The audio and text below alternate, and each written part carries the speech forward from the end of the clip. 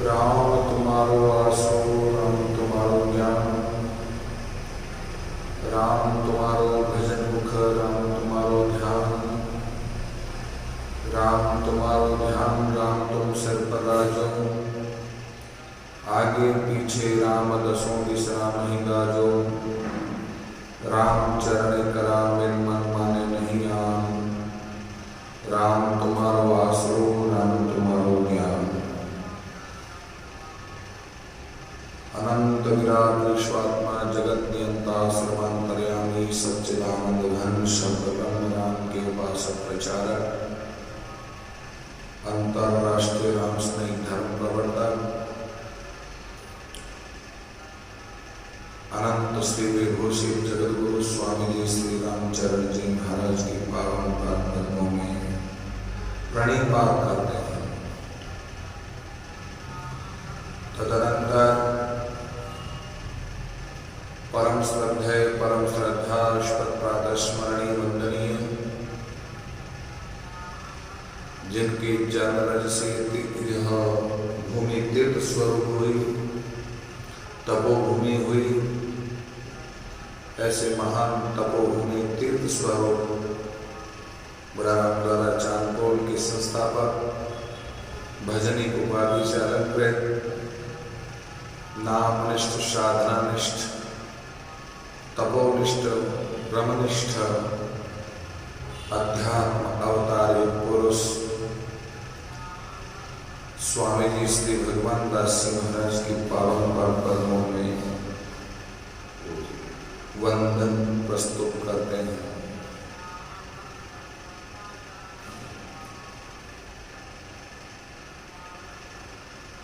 साधना स्वाध्याय चातुर्मास 2020 का ये पावन वेला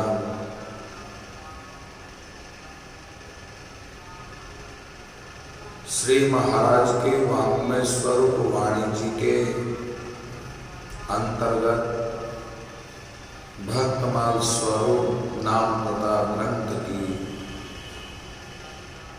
दिव्यता महत्ता विशेषता को, नाम के प्रताप की महिमा को जानने का, समझने का और जीवन में उतारने का प्रयास कर रहे हैं।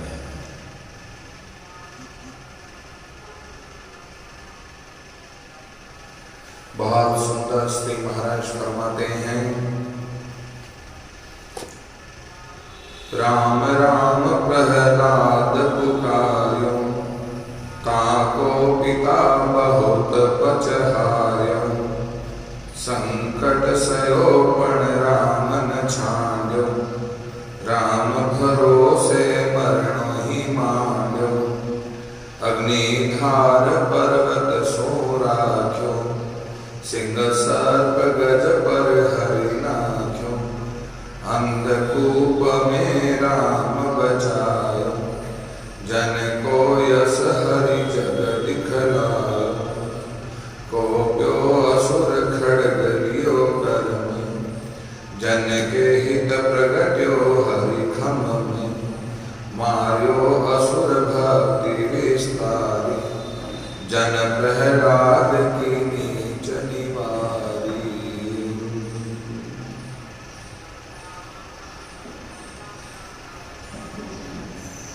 जन प्रहलाद की नीच निवारी।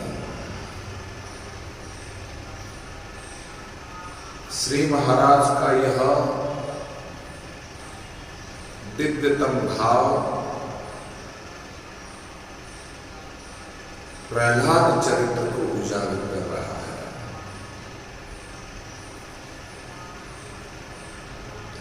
भक्तमाल में कहा है, सुमिरन साचो कियो लियो देख, सबहि में एक भगवान कैसे काटे तरबार है, काटी वो खड़ग जल बोरी वो शक्ति जाकी, ताही को निहारे चहूं और सो अपार है, पूछे ते बतायो खम्भ ताहा ही दिखायो, रूप प्रगट अनूप भक्त वाणी ही सो प्यार है, दुष्ट डारियो मार करे आते लई डारे, कहूं क्रोध को न पार, कहाँ कियो यो विचार है।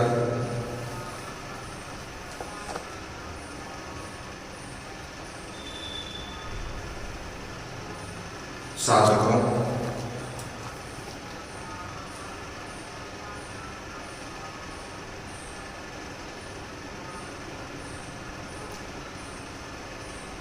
प्रहलाद विश्वास, प्रहलाद यानी भरोसा, प्रहलाद यानी नामनिष्ठ, प्रहलाद यानी अभय, प्रहलाद यानी निर्भय, प्रहलाद यानी निडर, प्रहलाद यानी सर्वव्यापी राम की अनुभूति से ओतप्रोत होना।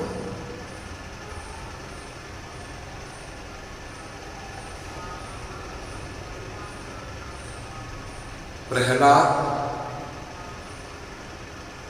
यानी दृढ़ता,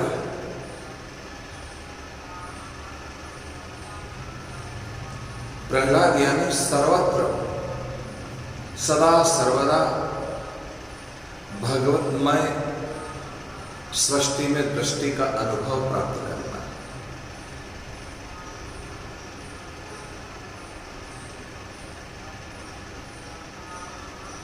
प्रहलाद की भक्ति, प्रहलाद की दृढ़ता, प्रहलाद का विश्वास, प्रहलाद का भरोसा, प्रहलाद का विश्वास, प्रहलाद की निष्ठा, प्रहलाद की आस्था,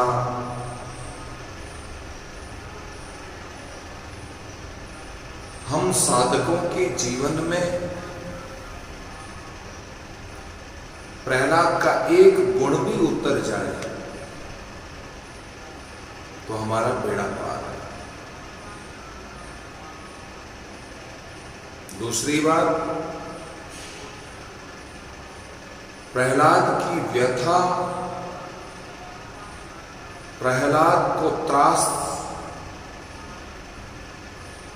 देने की प्रवृत्ति, प्रहलाद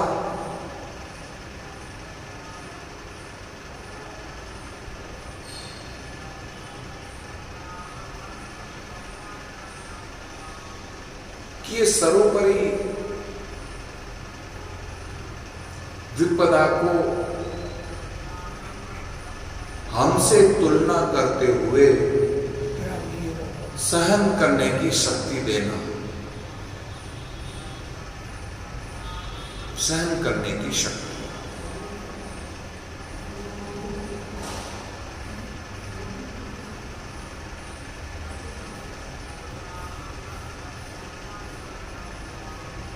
प्रहलाद आनंद है,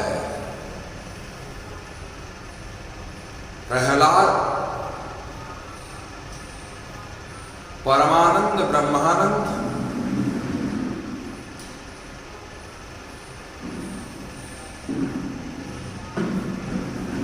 आत्मानंद की अनुभूति से ओतप्रोत करना।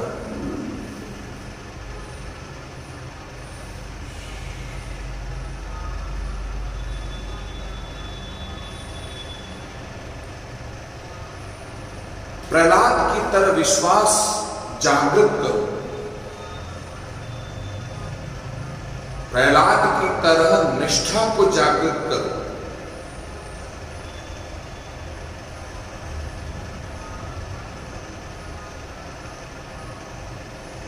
प्रहलाद के पिता हिरण्यकश्यपु भागवत के अनुसार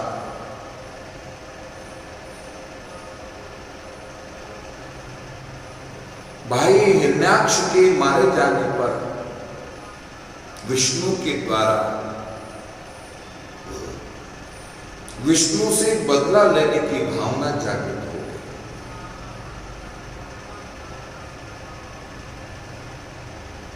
मैं विष्णु को मार कर रहूंगा, विष्णु से बदला लूंगा।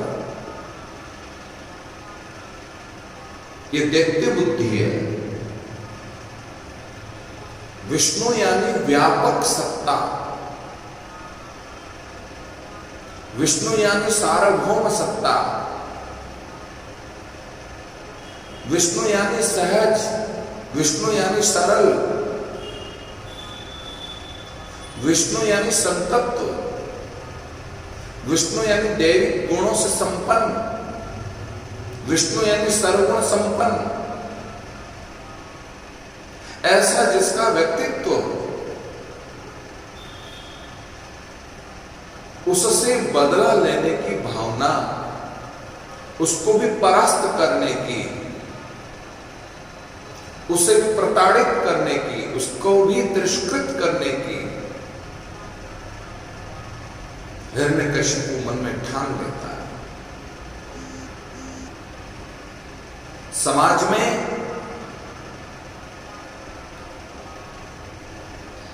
विष्णु की तरह व्यापक सोच रखने वाला, विष्णु की तरह संतत्व जीवन जीने वाला, विष्णु की तरह उदार वेत्ता, जीवन का निर्वाह करने वाले ऐसे उदार दिल वाले, जो सहज है, सरल है, सौम्य है, सर्वगुण संपन्न है, उन पर यदि प्रश्नवाचक चिन्ह लगाना ये देखते बुद्धि नहीं तो क्या है। हिरण्यकश्यपु यानी नेगेटिव, हिरण्यकश्यपु हल्की सूच वाला, संकीर्ण विचारधारा का। एक तरफ तो अपनी मां दीदी को आश्वस्त करते हुए कहता है, मां रो मत, रुदन मत करो, मन धर्मा शरीर एक दिन मरना है। एक भाई मर गया तो क्या हो गया, दूसरा भाई बेटा आपका जिंदा है।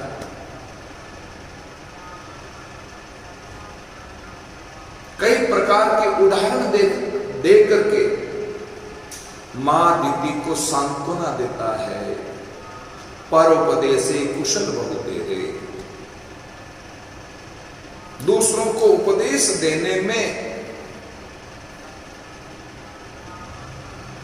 वे लोग बड़े माहिर होते हैं, पर स्वयं में, आचरण में, अपनी जीवनचर्या में, अपने जीवन दर्शन में जो उपदेश देते हो एक बिंदु भी नहीं दिखता है। उपदेश वही सार्थक है जो उनकी जीवनचर्या में झलकता हो। उपदेश वही हितार्थ है सामने वाले के जीवन में जो चरितार्थ होता हो व्यक्ति के जीवन में। उपदेश वही सार्थक है, उपदेशक देने वाले हैं उपदेशकों। हम उपदेश दे उससे पहले उन उपदेशों को अंगीकार करने का, जीवनचर्या में ढालने का, आचरण में उतारने का सावधानी पूर्वक साधना मान करके स्वीकार करें। उपदेश का कुछ अंश लोगों को प्रभावित करेगा यदि आपके आचरण में। एक कहानी सुनी है आपने, एक माताजी बच्चे को लेकर के महात्मा जी के पास में आए। महात्मा जी से कहा, ये बच्चा गुड़ बहुत खाता है, बेटा 15 दिन बाद आ तब इसे उपदेशित करूंगा। 15 दिन बाद वही मैया अपने बच्चे को लेकर महात्मा के पास में आई। बेटे, महात्मा कहते हैं आज के बाद गुड़ नहीं खाओगे, जी हुक्म। गुड़ खाना, ज्यादा गुड़ खाना शरीर के लिए हानिकारक है जी। बस इतनी सी बात कही तो मैया ने प्रश्न किया, यही बात 15 दिन पहले भी कह सकते थे। महात्मा का उत्तर था कि उस वक्त तो मैं खुद भी गुड़ खाता था। मैं गुड़ खाऊं और बच्चे को मैं उपदेश दूं कि मत खाओ, शायद वो उपदेश इसके जीवन में उतरे या न उतरे। 15 दिन में मैंने गुड़ खाना कंट्रोल किया है, अभ्यास किया, सीखा है, नहीं खाया है। अब मैं दावे के साथ कह सकता हूं ताकि ये उपदेश इसके जीवन में चरितार्थ हो सके। साधकों,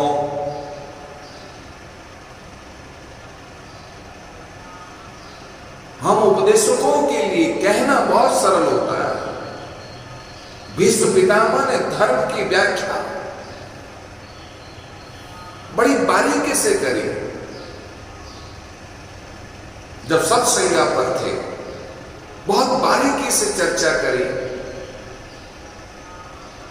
विस्तृत चर्चा करी। द्रौपदी को हंसी आई, द्रौपदी से रहा नहीं गया। धर्म मंच पर बैठ करके, हे तात श्री, धर्म का उपदेश देना बहुत सरल होता है।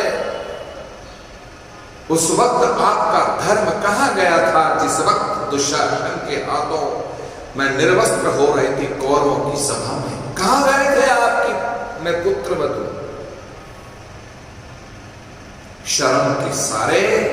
शर्म के मारे भीष्म पितामह का सिर झुक गया। उस वक्त पापी दुर्योधन का अन्न मेरे पेट में घूम रहा था, अन्न का प्रभाव था। अन्न सेवन करने से पहले सोचो विचारो कि अन्न सात्विक है या तामसिक है या राजसिक है। अन्न की शुद्धता ही मन की शुद्धता बनाने में सहायक करती है। अन्न कब शुद्ध होगा? जब धन शुद्ध होगा। धन कब शुद्ध होगा? जब विचार शुद्ध होगा।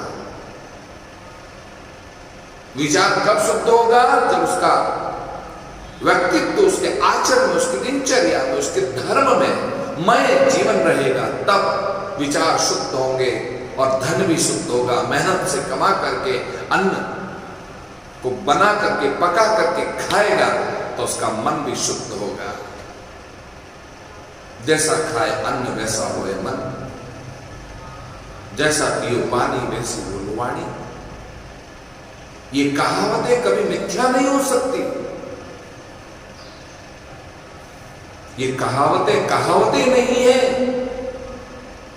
ये आज के संदर्भ में हर व्यक्ति के जीवन में ये उतर रही है। हम उपदेशकों के अंतःकरण में नाना प्रकार का अन्न प्रवेश करता है तो विकार उत्पन्न होना स्वाभाविक है, हम स्वीकार करते हैं।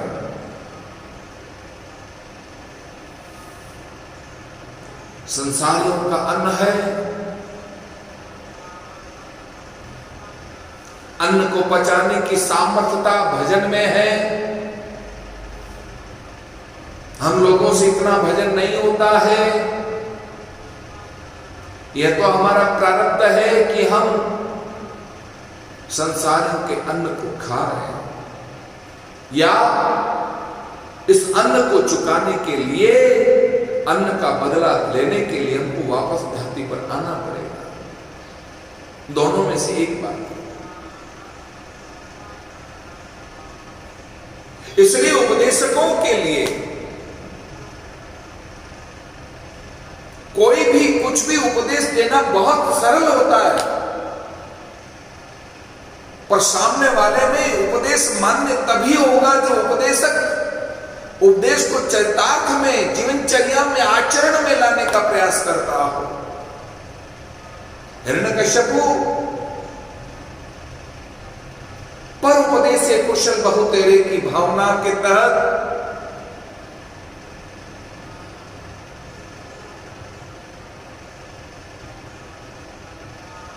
कहने में सरल हो गया, मां दीति को शांत कर दिया।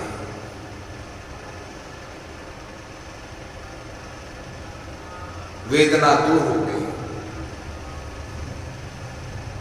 बेटे के मरने का दुख हल्का हुआ, क्योंकि बड़े बेटे हिरण्यकश्यप ने सांत्वना दी, आश्वासन दिया, धैर्य बताया, ढांढस बताया।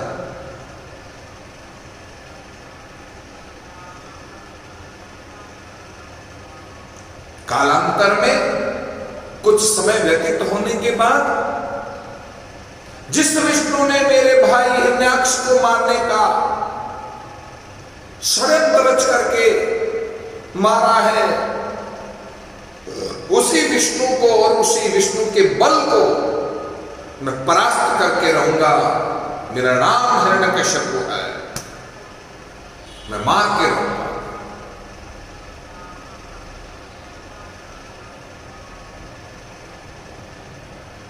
विष्णु का बल है ये संत लोग, विष्णु का बल है ये भक्त लोग, विष्णु का बल है ये स्त्रियां जो सात्विक जीवन जी करके सतीत्व की रक्षा करती हुई तप धर्म जब तप यम दम सम संयम नियम का पालन करती है, व्रत उपवास करती है, इससे विष्णु का बल बढ़ता है।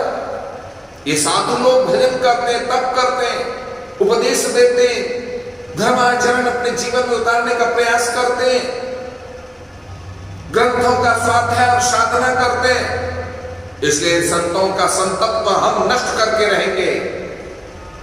यह आसुरी प्रवृत्ति है। आसुरी प्रवृत्ति में घिरने वाला व्यक्ति कुछ भी हद तक जा सकता है, कुछ भी हद तक।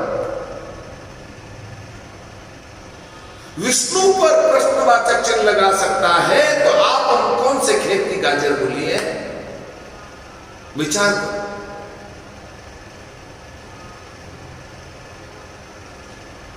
वह सतयुग का समय हिरण्यकश्यप जैसा व्यक्ति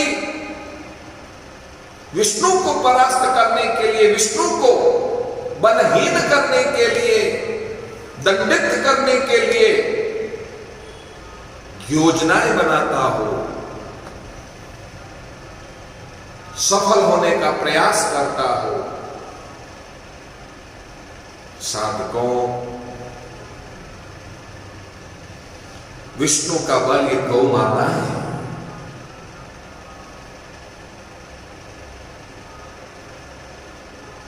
विष्णु का बल ये देवता है।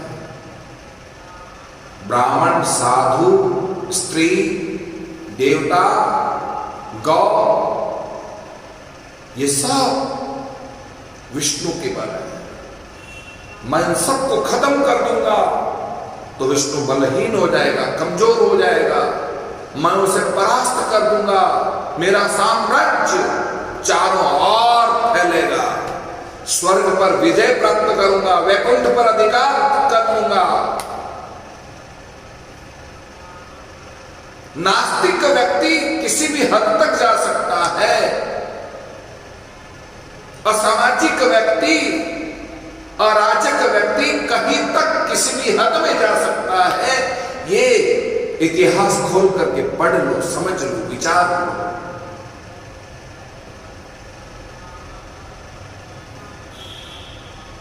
हिरण्यकश्यप अराजक नहीं तो क्या है, असामाजिक तत्व नहीं तो क्या है, आतंकवादी नहीं तो क्या है, घुसपैठिया नहीं तो क्या है, राक्षस नहीं तो क्या है, नास्तिक नहीं है तो क्या है। जितनी संज्ञाएं दें उतना ही कम है। इसलिए हिरण्यकश्यप को एक दिन विचार आया, माय विष्णु के बल को हीन करने वाला गौ, ब्राह्मण, विप्र, साधु, स्त्री, इन सब का संतत्व, देवत्व, ब्राह्मणत्व, स्त्रीत्व, गौ तत्व नष्ट करने का प्रयास करो, कहीं मैं नष्ट हो गया तो बड़ा भारी काम हो जाएगा।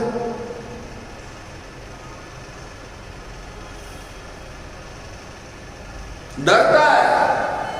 असामाजिक व्यक्ति भले ही हो, उसकी खुरापाती भले ही हो, पर वो इस बात पर सोचता है, विचारता है कहीं मैं उससे पहले ढेर हो गया तो, हिरण्याक्ष की तरह मेरा हर्ष न हो गया तो, हिरण्याक्ष की तरह ह्यास हो गया तो। इसलिए मैं ऐसा तप करूंगा, ऐसा तप करूंगा, तप के द्वारा अजर अमर होने की चेष्टा करूंगा। तप में क्या नई शक्ति है? तप व्यक्ति को अजर अमर कर देता है, तप व्यक्ति को बलिष्ठ कर देता है। तप राजसिक तप, तामसिक तप और सात्विक तप। रामचरितमानस में पार्वती ने भी तप किया, पर सात्विक तप किया। राक्षस प्रवृत्ति के लोग तप करते हैं तो तामसिक, राजसिक तप करते हैं। मेरी विद्याओं के द्वारा, मेरी क्रियाओं के द्वारा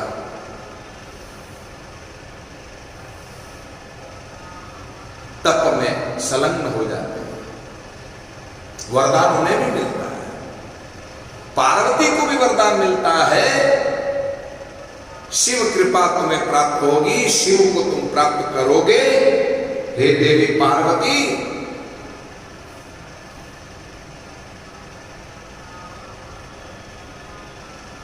तो हिरण्याक्ष, हिरण्यकशिपु जैसे राक्षस प्रवृत्ति के लोग भी तप करके, शिव पुराण के कई प्रमाण भरे पड़े, गणेश पुराण में देखो तो कितने प्रमाण भरे पड़े हैं। उनकी तामसिक तप साधना से चाहे बोले शिव को राजी किया हो, गणेश को राजी किया हो, चाहे ब्रह्मा को राजी किया हो, और सबको राजी करके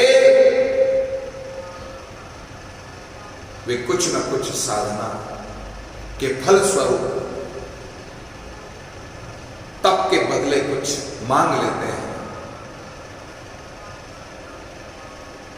तामसिक तप करते करते इच्छानुसार फल प्राप्त करने के बावजूद भी भगवान ऐसी कोई गली निकाल देता है जिस गली के अनुसार उससे एक दिन इस दुनिया से जाना पड़ता है। कहां गए आज ये सब? कहां गए? अजर अमर होने की बात करने वाले कहां गए? अराजक व्यक्ति नहीं रहे दुनिया में, जिन्होंने अवतार लिया वो भी नहीं रहे। श्री महाराज के मतानुसार जिसने धरती पर अवतार लेकर के राक्षसों का वध किया, वो अवतारी पुरुष भी इस धरती पर नहीं रहे। काल कलवित तो हो गए, शरीर तो उनको भी छोड़ना पड़ा। तो असामाजिक तत्व में जीने वाले लोग वो कहां से जिंदा रह पाएंगे? वो तो कोई ना कोई रास्ता भगवान निकाल ही लेता है, ताकि उनको एक दिन मृत्यु के काल से कलवित होना पड़ेगा।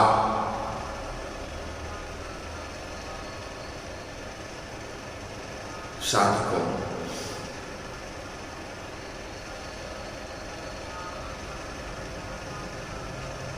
विष्णु मेरा दुश्मन है,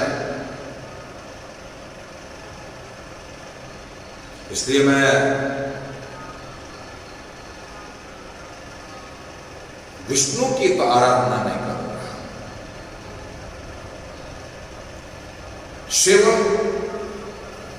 कभी कभी भांग के नशे में रहते हैं, तो न जाने क्या से क्या वरदान दे दे, ना भी दे, मर्जी के मालिक है।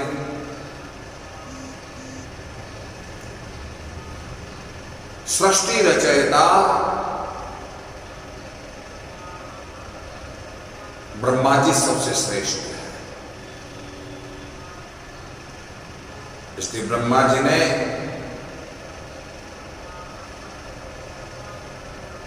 सबके हितार्थ है। हिरण्यकश्यपु ने सोच लिया ब्रह्मा को ही प्रसन्न करना, ब्रह्मा को पाने के लिए, ब्रह्मा से आशीर्वाद लेने के लिए, ब्रह्मा से वरदान पाने के लिए मुझे घोर तप करना पड़े तो करना पड़े। और घोर तप करने के लिए विराट जंगल में जाकर के पेड़ की छांव में तामसी तप करते हुए तप में रत हो गया। ओम ब्रह्माय नमः, ओम ब्रह्माय नमः, ओम ब्रह्माय नमः, ओम ब्रह्माय नमः, ओम ब्रह्माय नमः, ओम ब्रह्माय नमः। उस ब्रह्म का तप करते हुए ब्रह्म को मनाने के लिए हिरण्यकश्यपु ब्रह्मा में रत होता है, कठोर तप करता है। हिरण्यकश्यपु देखते कि पत्नी कयाधु,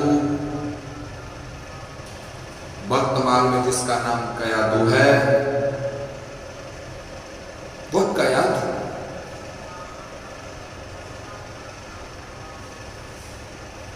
मन ही मन अपने गुरु के चरणों में भाव व्यक्त करती है।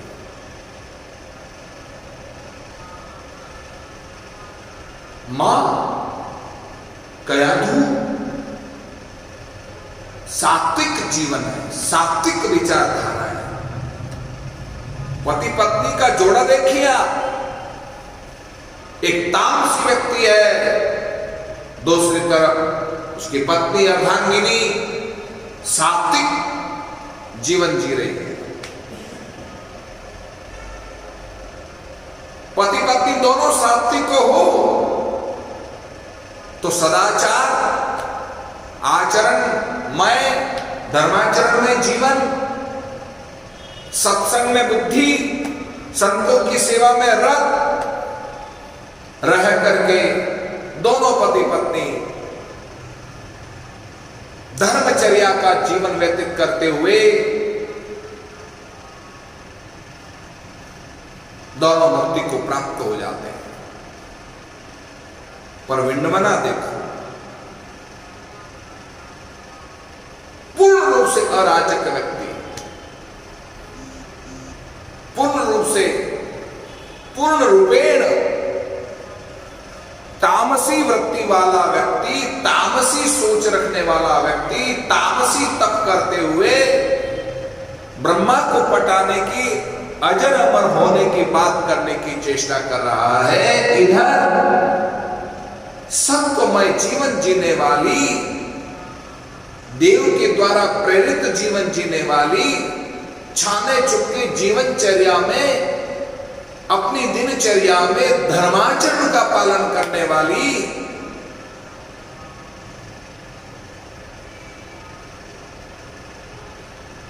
गुरु को स्मरण किया। गुरुवार हर स्त्री सोचती है, हर स्त्री में स्त्री स्वभावश ये विशेषता होती है।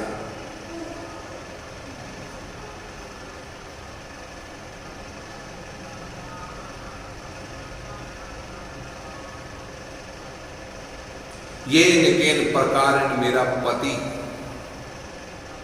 जिसके हाथों में मेरा हाथ थम गया है, चाहे वह तामसिक वृत्ति का जीवन जीने वाला हो, चाहे राजसिक वृत्ति का जीवन जीने वाला हो, कैसे भी स्वभाव वाला पति क्यों ना हो, कैसी भी प्रकृति वाला पति क्यों ना हो, अब उस पति को मुझे संभालना है,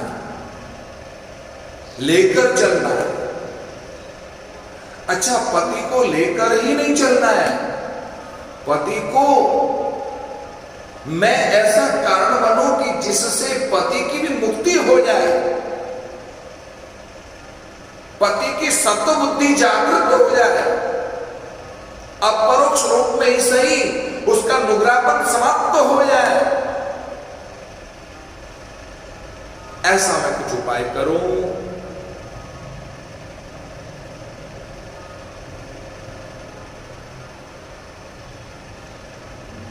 हर भारतीय स्त्री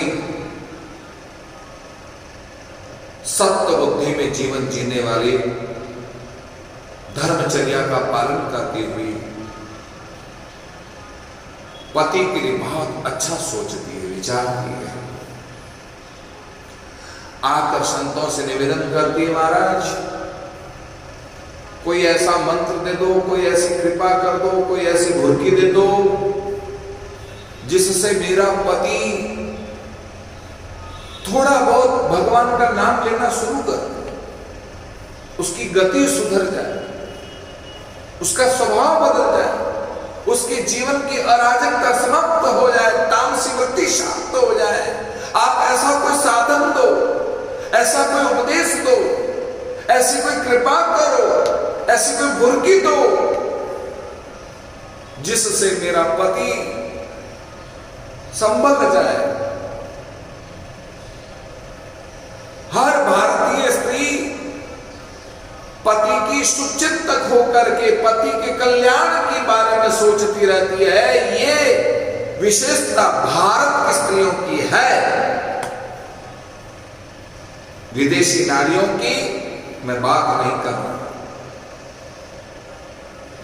यहां की स्त्रियों में रग रग में, रोम रोम में धर्मचर्या भरी है। यहां की स्त्रियों में धर्माचरण जीवन व्याप्त जीवन जी रही है। साधकों, पत्नी पति को पत से न घिरने दे, उसका नाम पत्नी। पत से, पथ से, पद से, पद से, पत से, पथ से कभी घिरने न दे, उसका नाम पत्नी है। कितनी आदर्श पत्नी है मेरी भारत देश की। आदर्श पत्नी को प्रणाम करता हूं, आदर्श मां को मैं प्रणाम करता हूं, आदर्श कन्या को मैं प्रणाम करता हूं, आदर्श पुरुष को मैं प्रणाम करता हूं, आदर्श मुखिया को मैं प्रणाम करता हूं, आदर्श सद्गुरु को प्रणाम करता हूं।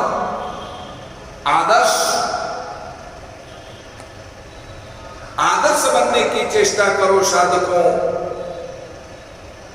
समाज के लिए तुम आदर्श बनो, परिवार के लिए, मोहल्ले के लिए तुम आदर्श बनो। अपनी जीवनचर्या में धर्मचर्या हो, सात्विक बुद्धि में जीवन जी करके अपने जीवन को सत्वमय बनाकर साधना में रत होकर के अपने जीवन को सार्थक करने की चेष्टा करो। भले ही मेरा पति तामसिक वृत्ति से स्त्रीत्व का, संतत्व का, देवत्व का, विप्रत्व का, ब्राह्मणत्व का नष्ट करने की ठान करके विष्णु को बलहीन करने की चेष्टा करने में जिसकी बुद्धि प्रवृत्त हो गई है, ब्रह्मा को पटाने की बुद्धि प्रवृत्त हो गई है, फिर भी मैं कया दूं गुरुदेव आपके चरणों में मैं प्रार्थना करती हूं कि कैसे भी करके मेरे नुगरे पति को सुधरा कर दो, उसे सुधरा बना दो, अपरोक्ष रूप में मंत्र दे दो, किसी रूप में आकर उसे आप दीक्षित कर दो। गुरु महिमा में हमने सुना है, चिंतन किया है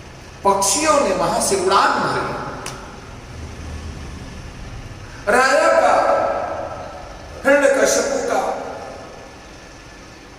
अपशकुन समझ करके, अरे अपशकुन हो गया, आया था मैं ब्रह्मा को पटाने, पर कोई पक्षी आकर के जानबूझ करके वो मेरे शत्रु का नाम है, इसलिए वहां से वापस लौट करके घर आया।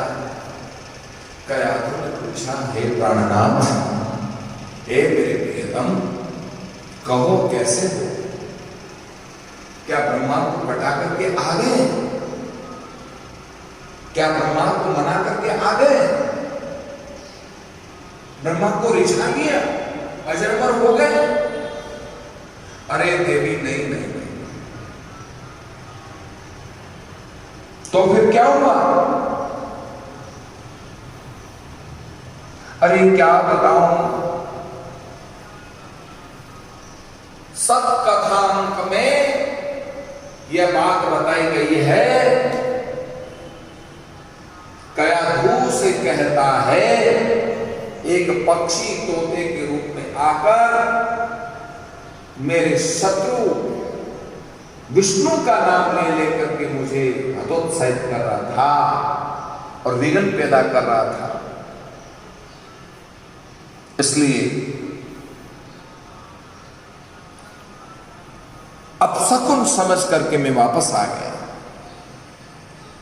मन ही मन कया तो बड़ी प्रसन्न हो गई। वो तोता क्या बोल रहा था? अरे नारायण नारायण नारायण नारायण बोल रहा था। सतकथांक में ये बात आती है, नारायण नारायण नारायण नारायण का स्मरण करते हुए हिरण्यकश्यप के मन में प्रहलाद आए और नारायण नारायण के नाम का स्मरण करते हुए वही प्रहलाद कयाधु के उदर में गर्भस्थ शिशु के रूप में प्रवेश कर गए। साधकों,